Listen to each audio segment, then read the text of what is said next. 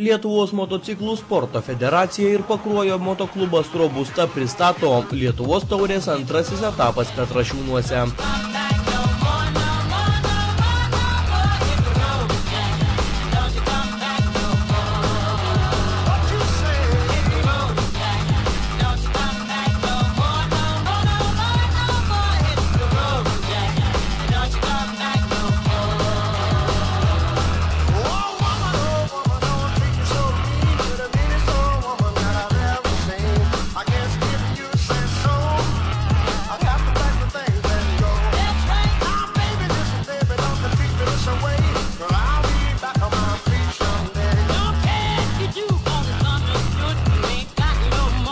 Šiandien laidoje jums vėl pasakojame apie Dolomito taurės savaitgalį. Praėjusioje laidoje jums rodėme šeštadienio super taurės pirmenybės. Šį kartą apžvelgsime sekmadieninės Lietuvos taurės antrojo etapo varžybas. Antroji motokroso varžybų Dolomito taurė diena buvo gerokai malonesnė orų. Vietoje apniukusio dangaus ir žvarbaus vėjo tądien kaitino saulutė. Todėl žiūrovų sulaukta gerokai gausiau nei šeštadienį.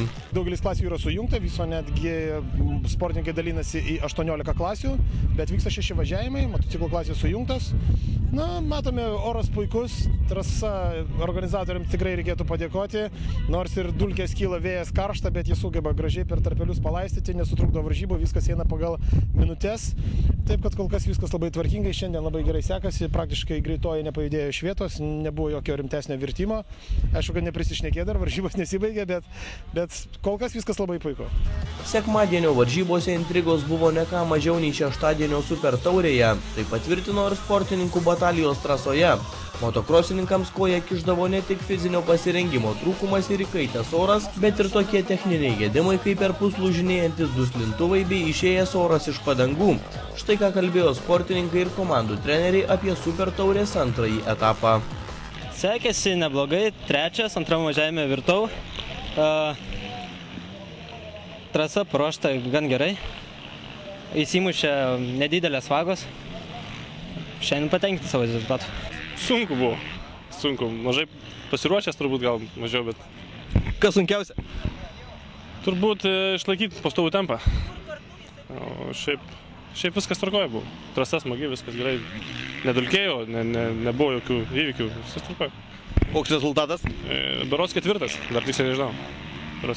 Ar patenkintas pasirodymu? Be abejo, yra jaunų sportininkų, su perspektyvių ir su gera technika, tai žodžiu, patenkintas.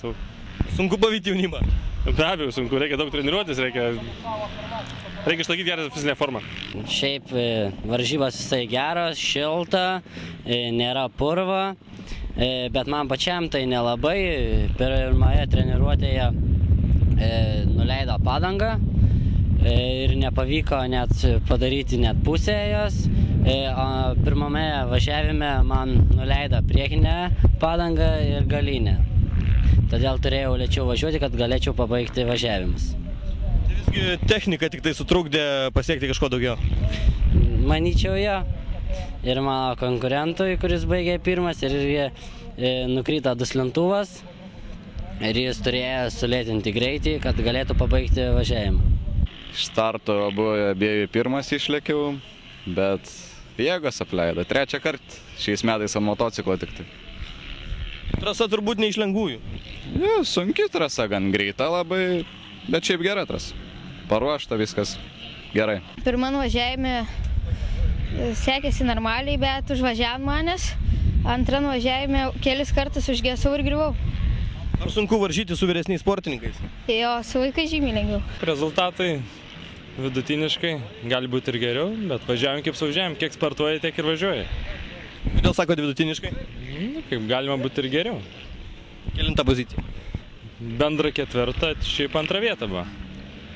Ar sunkios varžybos? Pasunkios, trasa nėra lengva, didelį tramplyną, simuša paštrės duobės. Šiaip viskas normaliai. Mūsų sportininkų dalyvauja šiandien 3. 2 pradedantieji ir 1 už jaunis važiuoja MX2.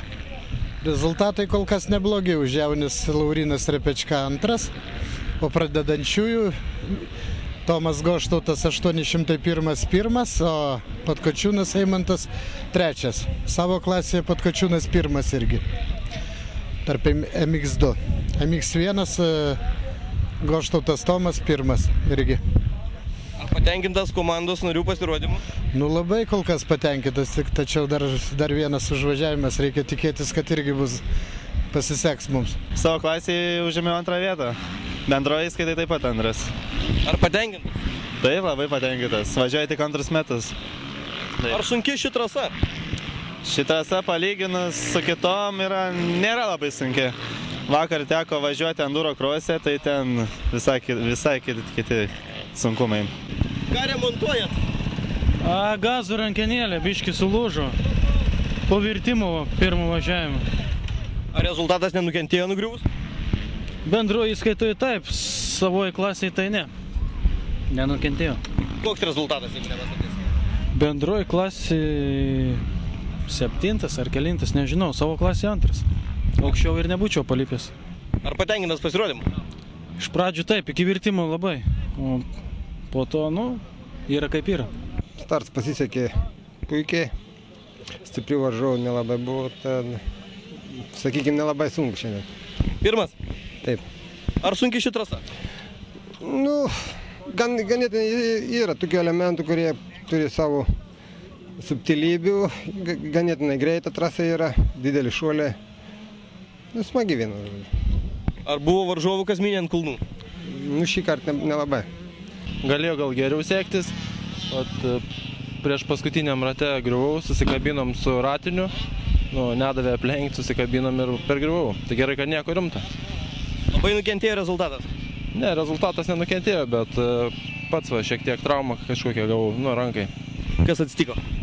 Griuvau, užsigavau alkūnę. Sekasi gerai, 2 atvažiavau. Ar sunku šioje trasoje važiuoti? Biški. Kas sunkiausia? Tas kalnas posūkį. Motociklas nesugedo, technika nepavedė? Nesugedo motociklas.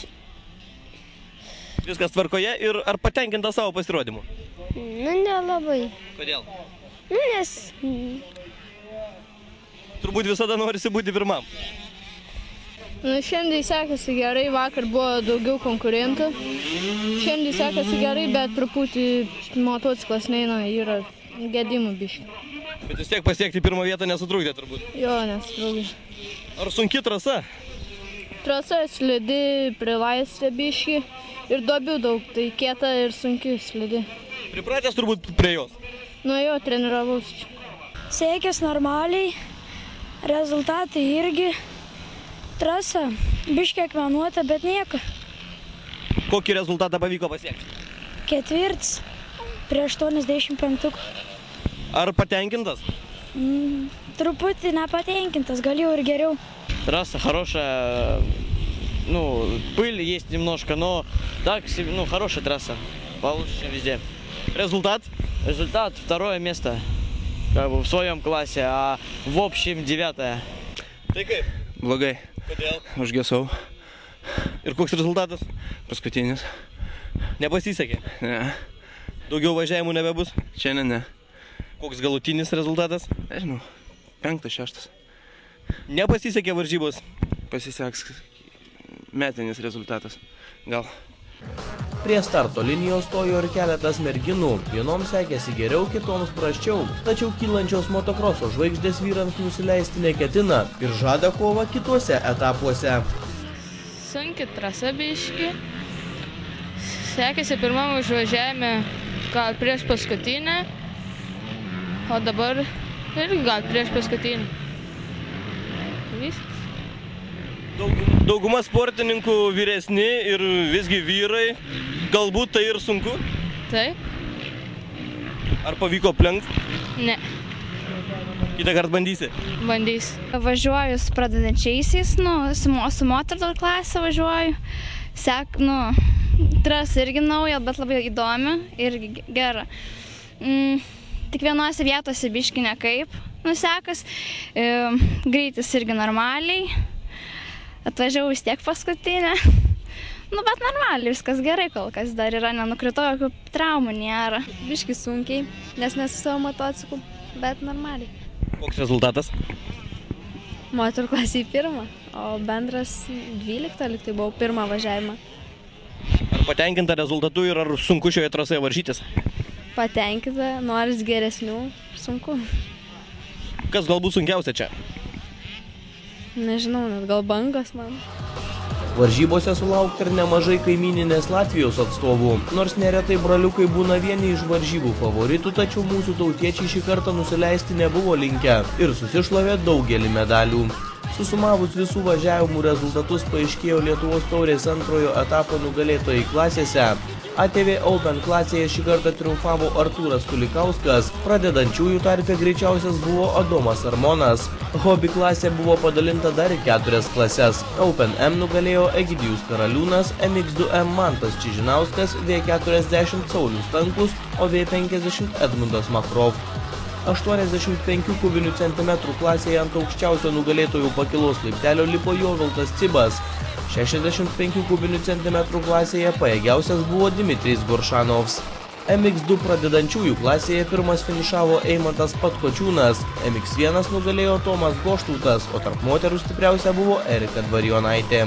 Arnas Vedluga triumfavo 50 kubinių centimetrų klasėje, kurioje šį kartą buvo neaplenkiamas. Open klasė taip pat buvo padalinta į dar 4 klases. MX2 junior pirmoji vieta atiteko Justui Drapanauskui, MX2 Nerijui Rukštelai. 125 kubinių centimetrų klasėje pirmasis buvo Evaldas Devenis, o Open klasėje niekas nepridlygo Raimundui Makrov. Po 2 etapų komandinės įskaitos pirmoje vietoje tvirtai laikosi Plungės motoklubas Žemaitija.